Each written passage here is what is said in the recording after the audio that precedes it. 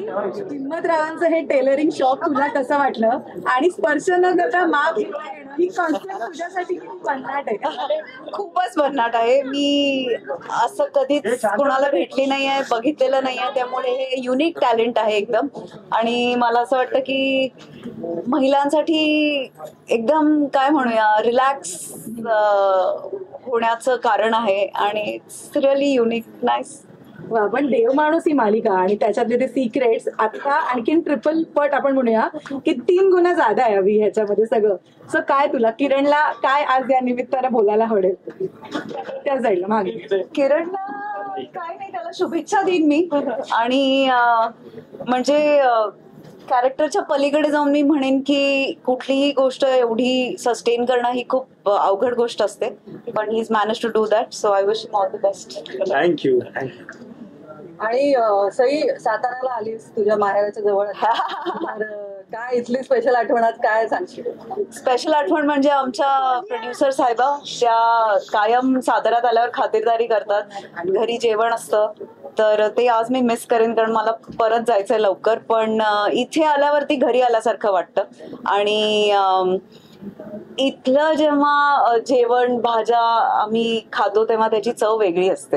आवडतं ठिकाण आणि आवडता पदार्थ साताऱ्याचा? मटण. साताऱ्यात आल्यावर मटण तांबडा पांढरा कंपल्सरी आहे. आणि कुठलीही भाजी, ती भाजी वेगळी लागते, त्याची चव वेगळी लागते. थँक्यू. देव माणूसचे तू एपिसोड पाहिलेत का किंवा काय ग्लिम्सेस पाहिलेत तू, किंवा या नवीन जो मधल्या अध्याय आहे त्याचं तू काय ग्लिम्सेस पाहिलेस? मी एपिसोड मध्ये मध्ये पाहत होते. मी आजींची फॅन आहे.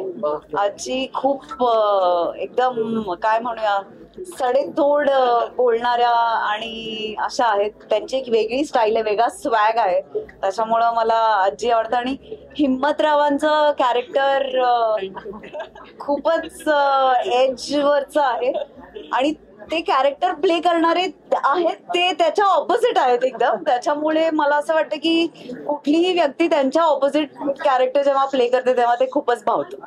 पण नरू आजी इथे आहे आणि तू आता म्हणालीस की तू आजीची फॅन आहे, तर आपण जर नरू आजीला सांगूया तिच्या गाजलेल्या 2 म्हणी आज जरा.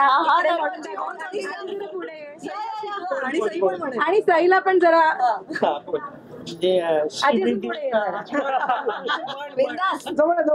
आजी जरा जवळ अंगात नाही बळण चिमटा घेऊन पळ, मी नाही त्यातली कडी लावा आतली, मी बाई संतीन आणि माझ्या मागे 2-3.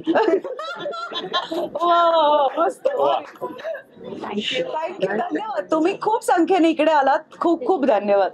थँक्यू.